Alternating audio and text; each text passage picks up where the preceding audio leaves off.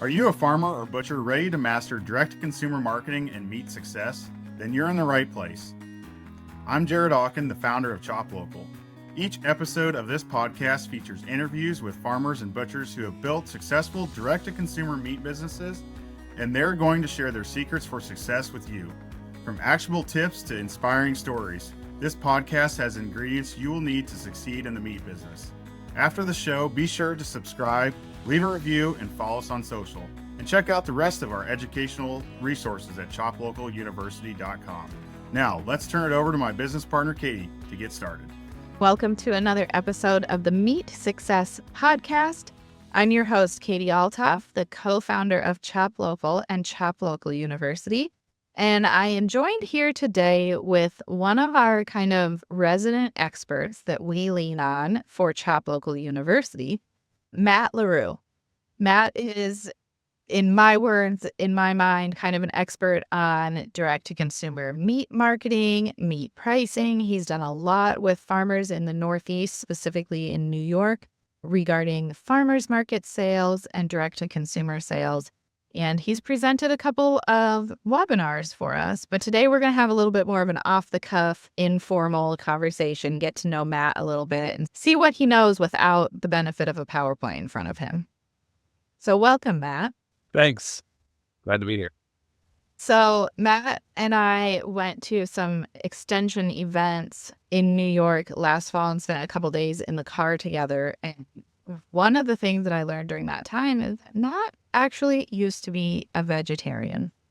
So, Matt, tell us a little bit about your background and your history and how you went from being a vegetarian to now a meat marketing expert. Yeah. Starting in high school, I was a strict vegetarian for 13 years and then wound up going from this job at a museum to one working with heritage breeds livestock. And that got me out on a lot of New York and New England farms. And being on those farms and seeing their practices brought me back to eating meat. And they're really why I'm so passionate about direct marketing. So that job, if I remember right, you were doing some gathering data literally on these breeds of these heritage breeds, right? With that part, I was just working on educating the general public about the existence of heritage breeds. And that led to working with New England Livestock Alliance, where I was ultrasounding cattle for carcass quality. So that was data collection all over, yeah. So then you learned all about carcasses and you ended up at Cornell. And tell us about kind of what your job entails now. Yeah, I wanted to be legitimate in agriculture, so I went for a master's in ag economics with a focus on food marketing. After all that experience, and that's where I am. Okay, so one of your big initiatives, well, you are an extension associate with Cornell Extension. Is that, I never get that quite right because it's a little bit confusing. I've changed jobs in the last 5 years. So I used to be a county extension agent, like when I started Meat Suite, and now I'm with the Dyson School of Applied Economics as an extension associate. I'm really doing very similar work. So you do a lot of educational type things, presentations, like I joked, with a PowerPoint for producers regarding farmers market sales and direct to consumer sales and selling in quarters, halves, and wholes. And then you mentioned Meat Suite. Tell everybody a little bit about what Meat Suite is. Meat Suite is the product of doing some consumer surveys, asking them questions about buying meat in bulk, but also from doing something called market channel assessment research, where we looked at the different channels that farms could use to sell their products and identifying which ones perform the best. So that those two different projects, the surveys and the research, kind of led to me really seeing that the sale of wholes, halves, and quarters, or freezer trade, as we call it, works out really well for the producer because it's efficient marketing, and it actually works out really well for the consumer, certain advantages for them to buy in bulk. So we wanted to try to expand and increase that sales method in New York State, where it's an old traditional way to sell meat, but it had also begun to sort of fall out of popularity. So Meat Suite is a directory of farms that sell meat in bulk quantities, And we would do public education and advertising about Meat Sweet while farms would list their bulk meat products on the site. So it's really just like a directory focused exclusively on bulk meat sales. So the bulk meat sales, meaning that custom exempt quarters, halves, and wholes type thing. Is it just beef or is it pork and other meats as well? I'm sorry, I should know that. It's all species. So yeah, there's rabbit on there. I believe that we might have alpaca on there, goose, turkey, chicken. And of course, it's bulk focused. So what is bulk? We allow 10-pound bundles, smaller bundles. And of course, a whole chicken or a whole turkey is a whole animal. So we allow that to be listed as bulk as well. So not really different. It's different from Shop Local in that we focus more so on retail cuts. You're focused more on the bulk side, maybe custom exempt, that type of thing. But another difference would be that Meat Sweet is a directory, meaning kind of a listing of all the farmers. The customers reach out to the farmers and make the deal. They're not actually purchasing it right there on Meat Sweet, and you're not managing the transactions that way. We wanted to get as close to e-commerce as we could without becoming e-commerce. So consumers can search different products and look at their prices and descriptions, and then they can just hit a button that contacts the farm to check about availability. And then it's up to them to take over the transaction on their own. And then that has also expanded into North Carolina, right? Based on some kind of connections you have with other, I don't know, are they extension or organizations down there? NC State University's extension program, they have a sub-program focused on meat processing and meat marketing called NC Choices. And we contracted with them in 2020 to bring Meat Sweet into North Carolina. So Meat Sweet, the bulk meat directory, is operating in New York and North Carolina. Then we have all these other tools, which we're going to talk about, and those are kind of offered everywhere. So many similarities between Meat Sweet is like Chop Local, the actual connect the farmers and butcher shops, right? And then like ChopLocal University with our educational pieces, you have those tools and education that you provide the producers as well. So let's get into those tools because although Meat Sweet's only for North Carolina and New York farmers, these tools can be used by farmers across the country to help them out. And one of the ones that we recommend all the time to people, and I think we've done 1 or 2 webinars specifically on this tool, is the meat price calculator. And I can tell you when I meet with farms and butcher shops, I am always telling them, go to the meat price calculator and figure out, especially if you know your cost of production, go in there and you can figure out what you should be pricing your meat at.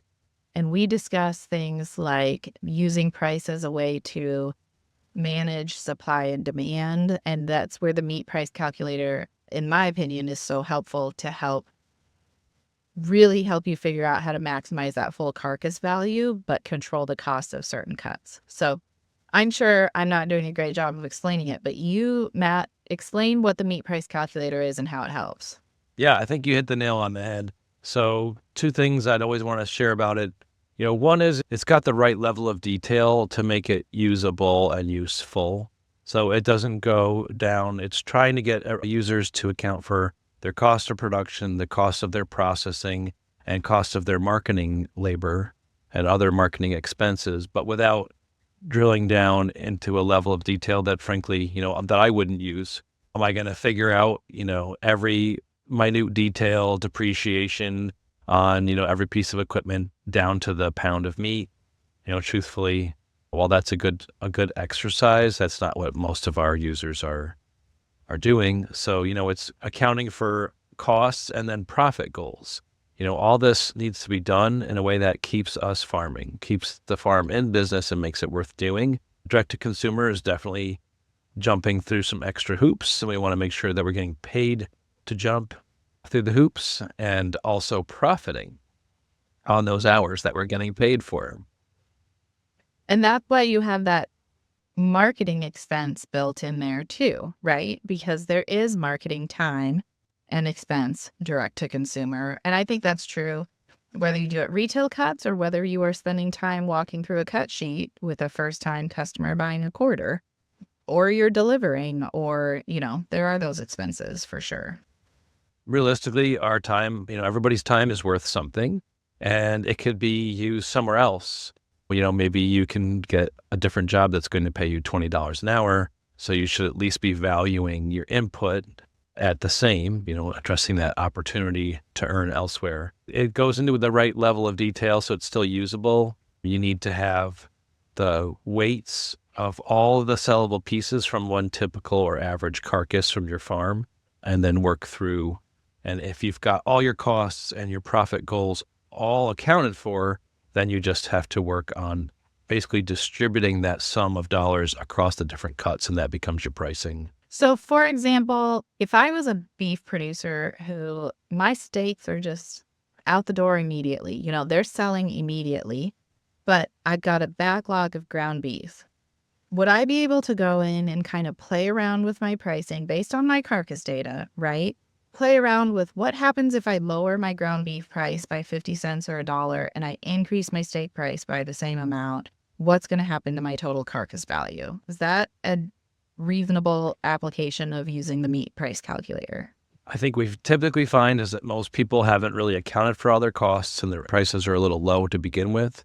So the first thing that we hope would happen when someone uses the meat price calculator is they sort of correct for having their prices too low and not reaching their profit goals or covering all of their costs adequately. And then the next thing would be, once you think you've got that dialed in, you're reaching the goal, can you change the price per pound on different cuts in order to influence consumer demand? So in your scenario, which is a really common one, people are selling at a farmer's market, they bring back a new batch of animals from the processor, and they immediately sell, very quickly out of the most popular cuts. Sometimes that's for beef producers, that seems to be steaks. And for pork producers, that seems to be bacon. But, they're selling out of that thing, and now they still have all the other pounds from the carcass to move before the next batch of animals. That's where you can use price, and you're going to use it to slow down demand for those most popular cuts so that they stick around longer in your inventory.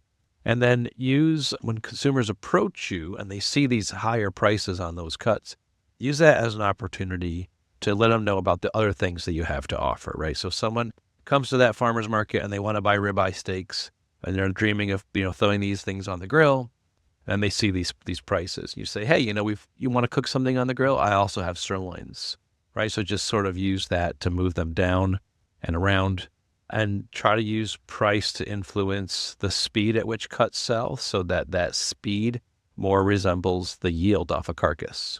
I think that's so important to think about, and it's one of those things that can take some trial and error. We can guess that steaks are going to sell fast and ground beef might not, but depending on where your farmer's market is, who your target customers are, whether you're grass finished or grain finished. You and I have both heard some people tell us that their ground beef sells really quickly too, and they can't keep that in stock. And so I'm making some generalizations here, but I think it's really nice to have that tool that can help you to manage inventory in that way. And maybe once you have an idea of what the most popular cuts are for your clientele, you can go into the meat price calculator and continue to adjust things. That's something Sydney and I talked about when I interviewed her for the podcast, was that a lot of our producers feel like they need to set prices for their cuts when they start out, and that it's like a permanent decision. And we have just seen over and over that no, it's always changing based on consumer demand, based on time of year, based on the farmers markets that you're at, or even general economic situation, the general economic feeling in the country or in your area. So No, you make a great point that I need to remind myself all the time. And as often as I remember it, I remind producers when I'm doing trainings, these things are not carved in stone. So you can set your prices. I mean, you don't want to maybe mess with your most loyal customers, but you can set prices and go and try them out for a while. And if you start to hear or you start to sense that price mix doesn't work, it's adjustable, right? You've got flexibility. And also to remember, especially with those particular high demand cuts, that when a consumer comes and sees a new price that they think is a little high, it doesn't mean that they're going to walk away necessarily. It's your opportunity to apply your marketing skill to some communication and move them like I said, down into some of those other cuts. Yeah. So Meat Price Calculator is free, and anybody can go and create an account and use it to figure out pricing, correct? That's right. Okay. And I want to come back to what we just talked about maybe raising prices. But before that, you added on Bundle Builder recently, correct? It's kind of an add-on for Meat Price Calculator. Well, we just launched it in March, and you can use it independently, or you can actually bring your completed price lists from the Meat Price Calculator and import them into Bundle Builder, which is a fancy touch. So if somebody didn't want to buy an entire quarter, you could basically kind of make a smaller bundle for them, and this will help you price it. Let's say I wanted to sell eighths of a beef. Does it help me figure out how to split a beef into eighths? Can I take all of my cuts that I'm expecting and kind of, yeah, he's nodding his head for our listeners. So yes, so explain a little bit more how that works. Let me say a little bit more about Bundle Builder. So you could use it to create eighths. I think there might even be a simpler way to make eighths than needing that. But the idea was, I say we, I'm referring to my colleagues down at NC State. As we went through 2020 and 2021 and everything that was going on with meat marketing at that time, we felt that bundles were a little bit more accessible to consumers who were unfamiliar with buying quarters, halves, and wholes.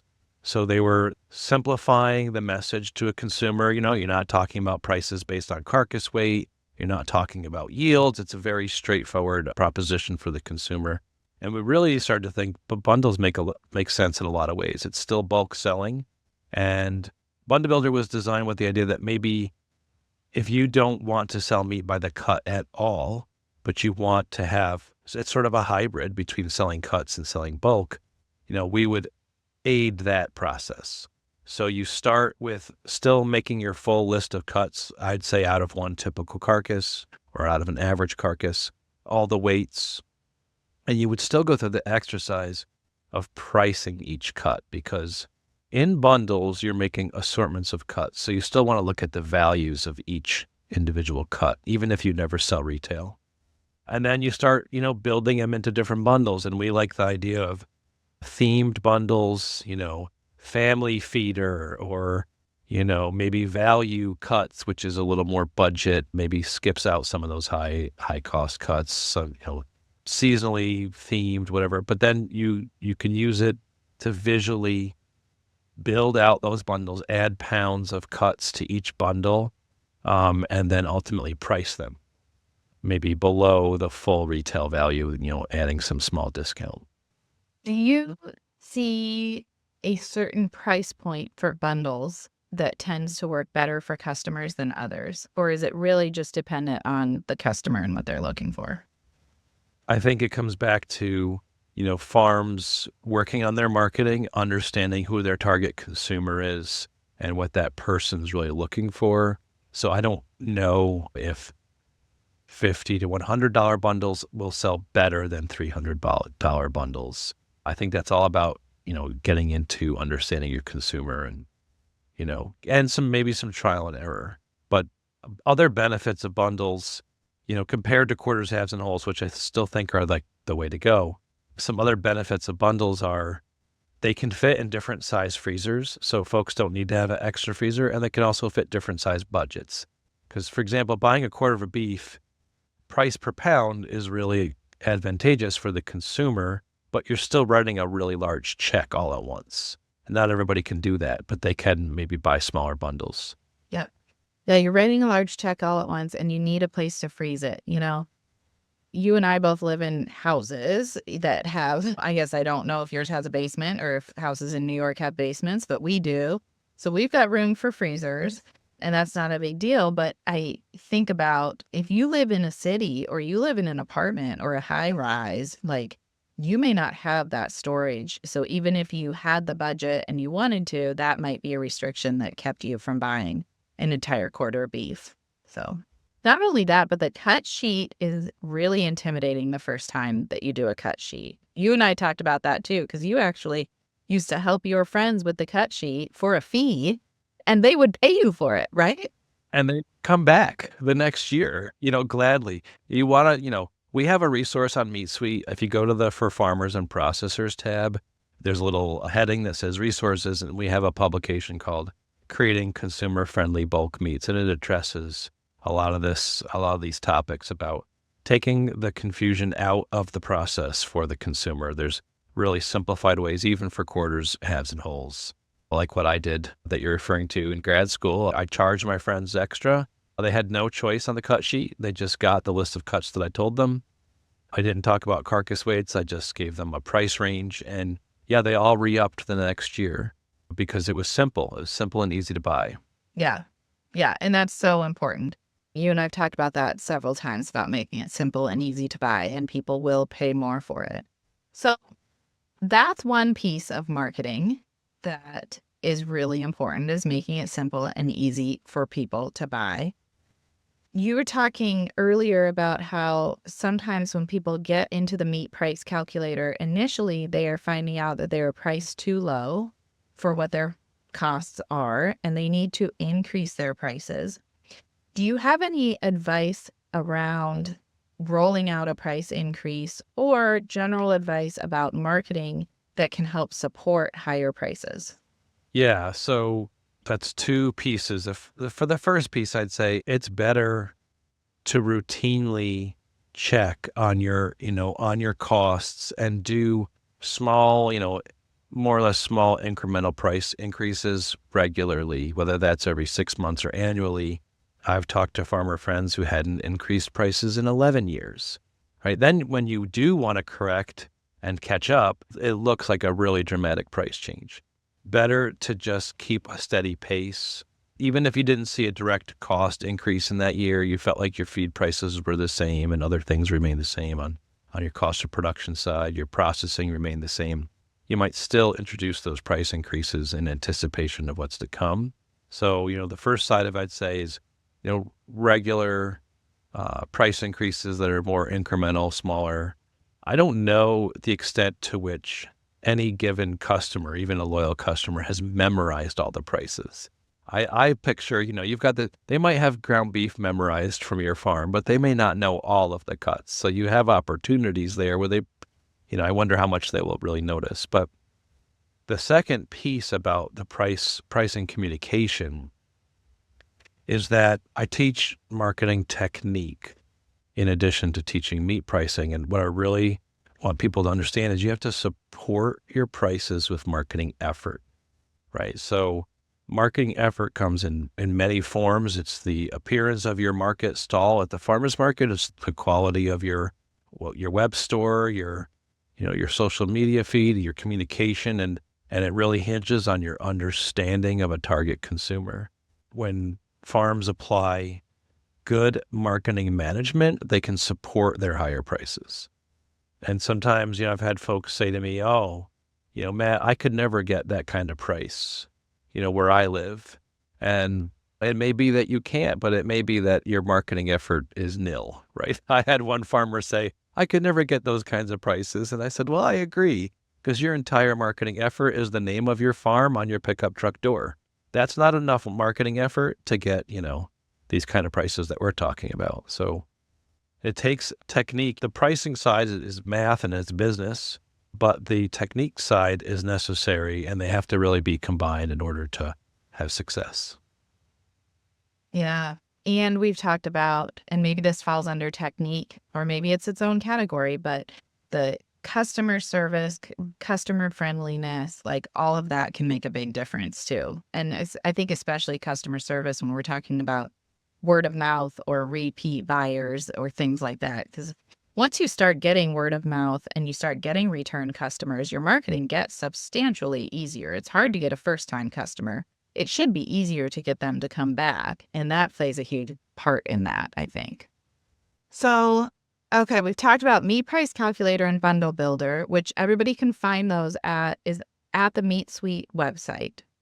Yeah, it's all at meatsuite.com. Go to the For Farmers and Processors tab. Yep. And Meat Suite is MEATSUITE.com. Okay.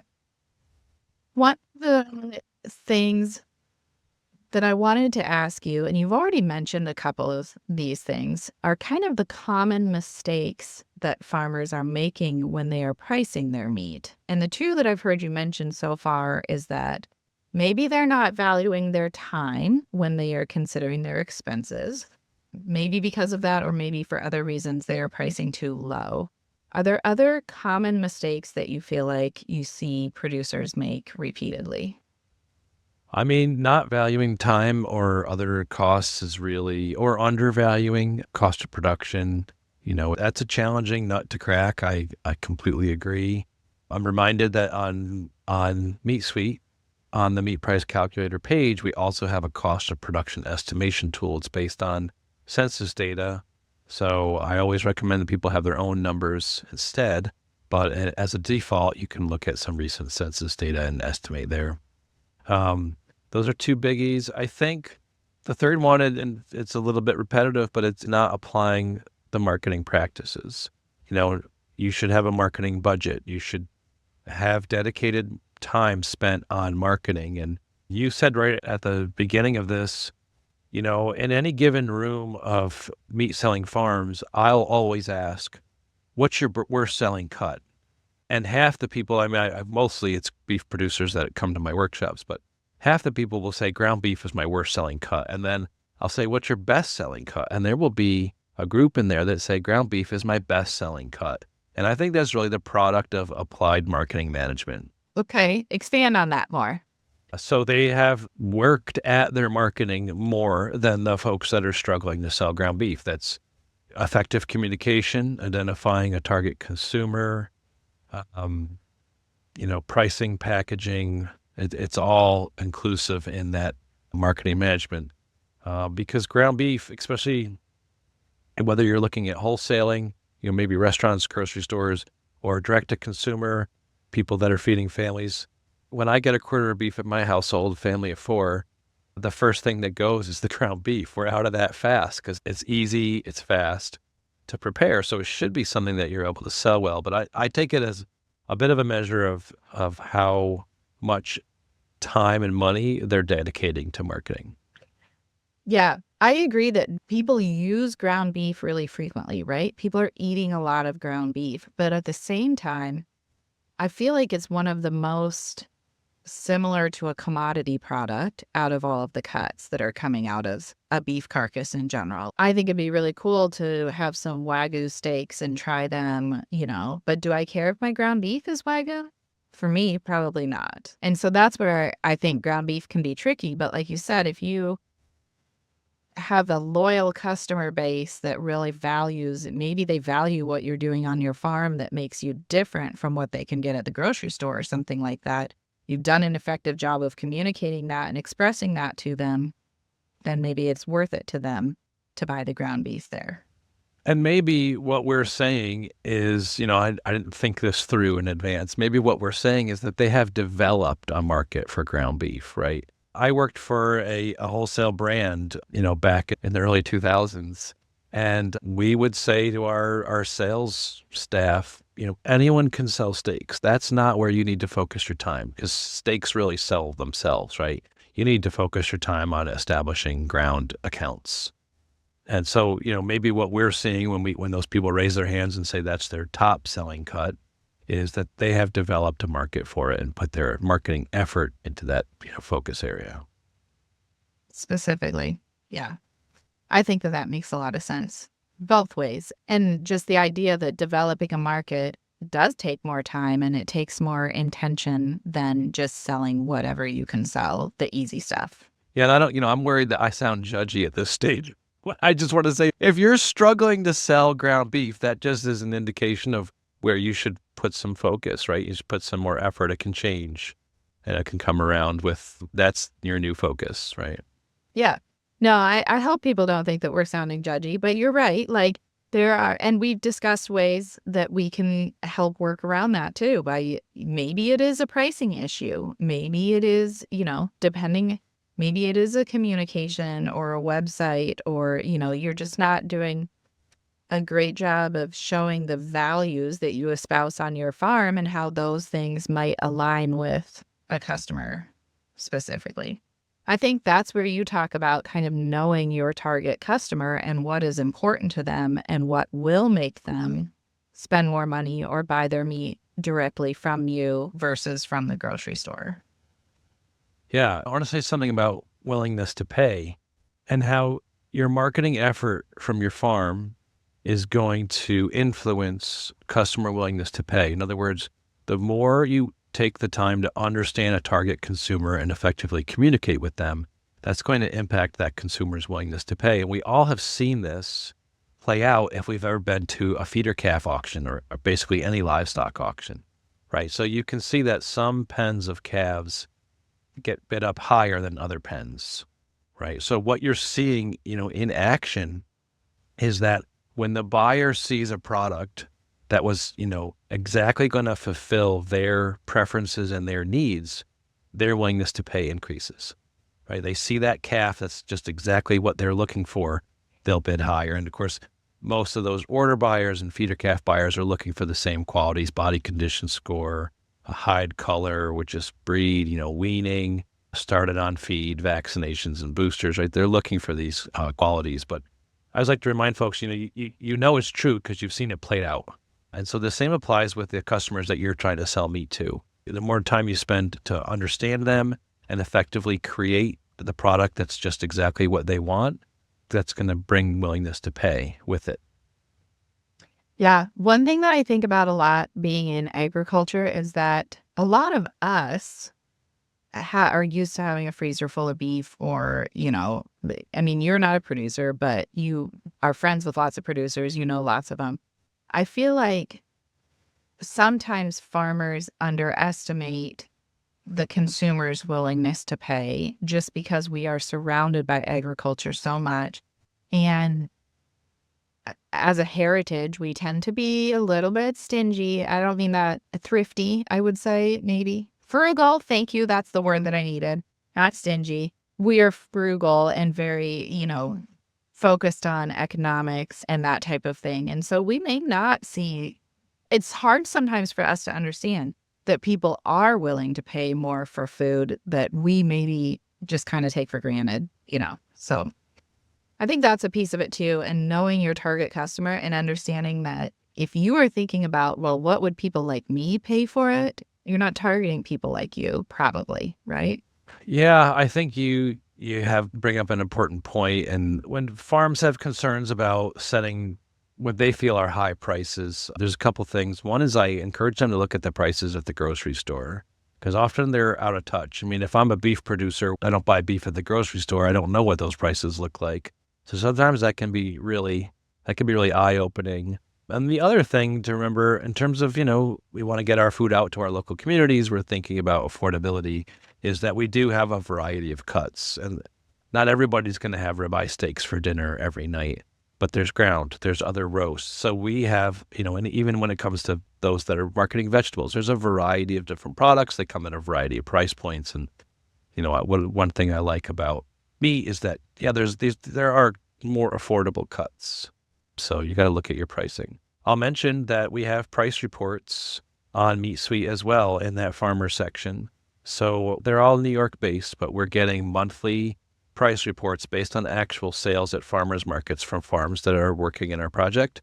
So we're getting their sales data, calculating the weighted average price for a variety of beef, pork, lamb, and chicken cuts and posting them on the website every month.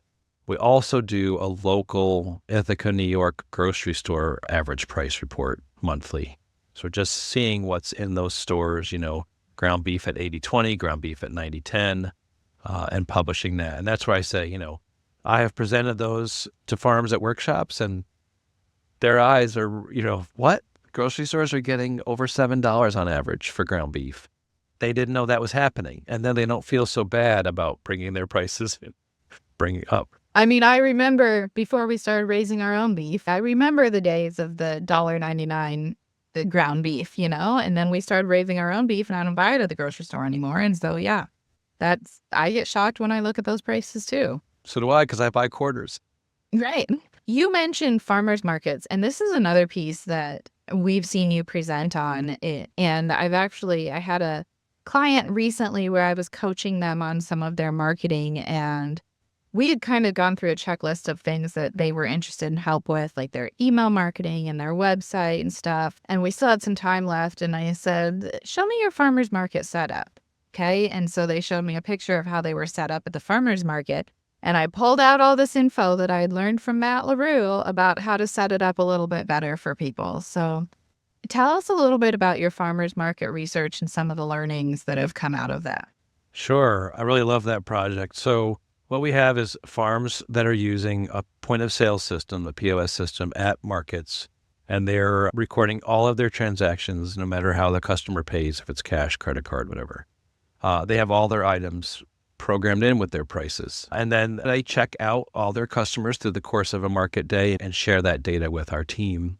And then we analyze that data a few different ways, including a statistical model. So yeah, we have found that when you get really busy at a market and you get a line, that statistically, actually customer spending begins to fall. They start to spend a little bit less when there's busy lines. We have some theories about that, but the main idea, our main hypothesis is that when you get very busy with a long line, there's less opportunity to talk to the farmer. And, we know that you actually just shared on Instagram a statistic about a percent of customers that want to meet the farmer when they buy local food. It was up on one of your posts. And I defined that because it was like something like 78% of consumers that shop at farmers markets. Oh, I did share something recently. Okay, you keep talking about that. I'm going to look it up. So what you're hearing, talk about, understand the consumer and looking at the statistic that says they'll spend less when there's a long line and combine it with understanding the consumer. They're not getting that chance to talk to the producer when it's really busy. And that chance leads to, let's say, slightly more spending because they're asking about a cut that they're unfamiliar with. And now there's not time for that. So they're not going to ask, so they're not going to buy it. Or you're not getting a chance to suggest an additional item. So they're just going to grab one item and get out of the way. That's our hypothesis. But yeah, that's one of the things we learned in that project. We learned that when a customer shopping in a farmer's market puts ground beef into their shopping basket, they tend to buy 2 pounds. So one thing we've suggested that farms publish their pricing on their signs as, 2 for $15 instead of just, $7 a pound. I had forgotten about that. Do you think though, I'm thinking through this. I've got a farm that we work with that sells their ground beef on their website that way. You have to buy it in 2-pound bundles. It's not a 2-pound tube, but you have to buy 2 pounds at once. And I always wonder if people look at that and think that they're actually charging $15 a pound for their ground beef, So I don't know. You got to be careful on that, I guess I would say. In your communication. Yeah. I mean, I think this isn't based off data. This is just experience, but I would think that, I'd still offer them in 1 pound packs, but I would make my sign say 2 for $15. Let somebody ask. But though across this rather large data set of customer transactions, when they added ground beef, they tended to add 2 pounds. So we already know, like, de facto, that's what consumers seem to be doing. And I get that because, with a family of 4 here, 1 pound just wouldn't really cut it. I was just telling somebody this morning, and I know I told you about the problem with my mini steaks from my mini Herefords. Like, they are not big. It's 2 packages of steaks now to feed our family, whereas when we had our bigger cattle, we could open up. We had bigger cattle, younger kids, so we could open 1 package of steak and feed the whole family. And now that doesn't work anymore. So, okay, sorry. I got off on a tangent a little bit on your buying 2 packages of ground beef at once. What about your just taking credit cards? So when customers pay with a card, they spend more than those paying with cash. I don't have the statistic at my fingertips, but it was just over $2. So it's a good contribution to customer transaction size. That data comes from produce growers as well. Yeah, it works for both. I was going to ask, have you ever separated the average purchase amount for meat versus the average purchase amount for produce? Yeah, so that's actually what we do. We sort each transaction buy its content. The vendors at the farmers market tend to be primarily vegetable vendors or primarily meat vendors. And out of, something like 36,000 transactions that occurred across all these different farms, only 1,500 transactions contained meat and vegetable item in the same transaction. So because the meat vendors aren't really there to sell any vegetables, they don't have them with them. They don't. And then the vegetable vendors don't have any meat. So it just doesn't really come up. Interesting.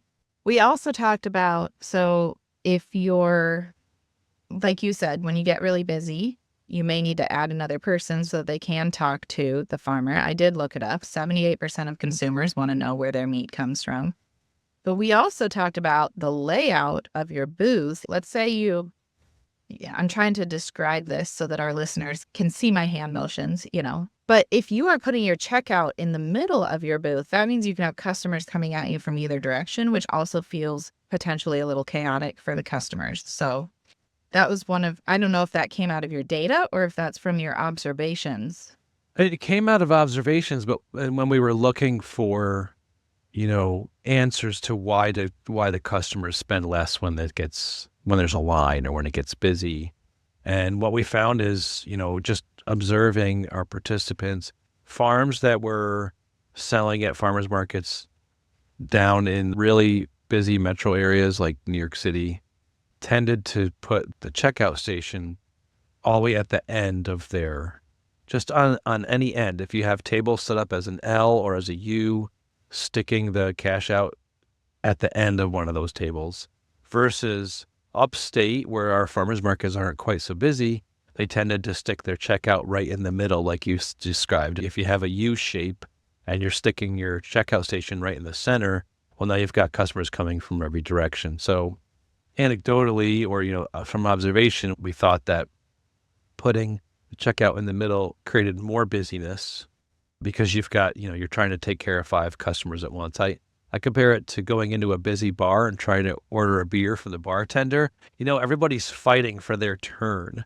And that creates extra, whatever, hectic. Versus like walking into the sandwich shop and you go to one end of the counter is where you place your order and then they're going to make your order. And then you get to the other end of the counter and you pay, right? That seems so much more orderly and makes sense. But you're right.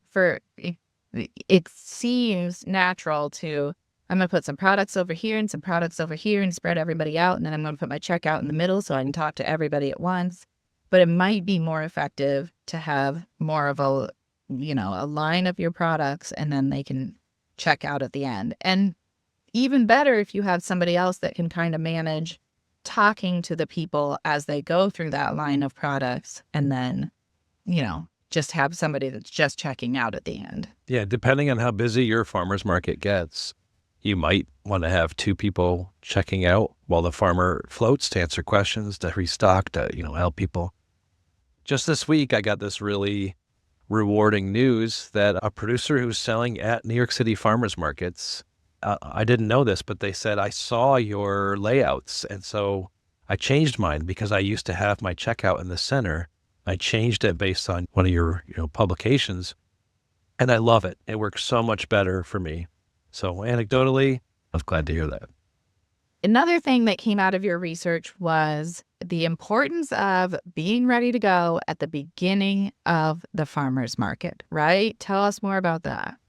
Yeah, that's right. So customer spending falls with each passing hour of the market, whether you're a vegetable producer or a meat producer.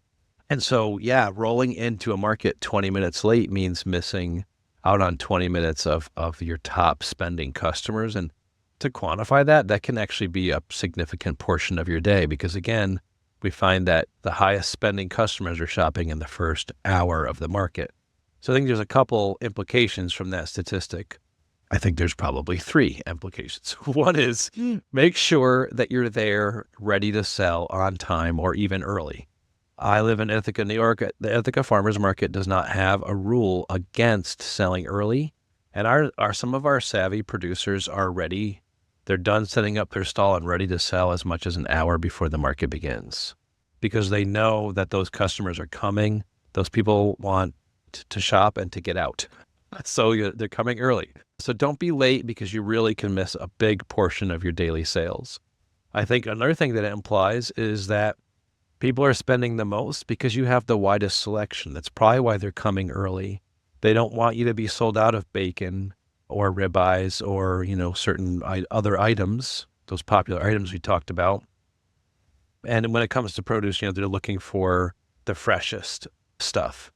So I think you can take that lesson and say that would also apply to people who shop later. Is there an opportunity to increase customer spending later on in a market by being well stocked? Making sure, you could look at your sales data from the past and anticipate how much product to bring and make sure that you're, really well stocked. So that's another implication. And then the third one is just that if the first hour is peak sales, which it tends to be, and peak customer spending, then you don't want to maybe add more activity to that hour, but find ways to increase sales later on in the market. So staying in your market stall, staying engaging, looking out at people, making eye contact, smiling, perhaps even offering samples. If you're going to do samples of snack sticks, maybe don't do them during the peak sales hour. Do them during the slower hours and try to use that slower time as an opportunity to increase daily sales. I love those really actionable tips that you had there that can really make a difference at the farmer's market. So really helpful. All right. Well, Matt, this has been great. If anybody wants more information about these things, they can check out our webinars on our ChopLocal YouTube channel. They can also get in touch with you by going to that Meat Suite website. I believe your email address is on there. Yep. You can get a hold of me that way. So go to the Meat Suite website, try out the meat price calculator, take advantage of this free tool that has been developed to help you guys, and check out our webinars for more marketing advice from Matt. Thanks for having me. Thanks so much for tuning in to Meat Success. We hope this episode gave you fresh insights and inspiration to beef up your meat marketing. If you enjoyed the show, don't forget to subscribe, leave a review, follow us on social, and share with your fellow farmers and butchers. Have questions or ideas for future podcasts? Reach out to ChopLocalUniversity.com.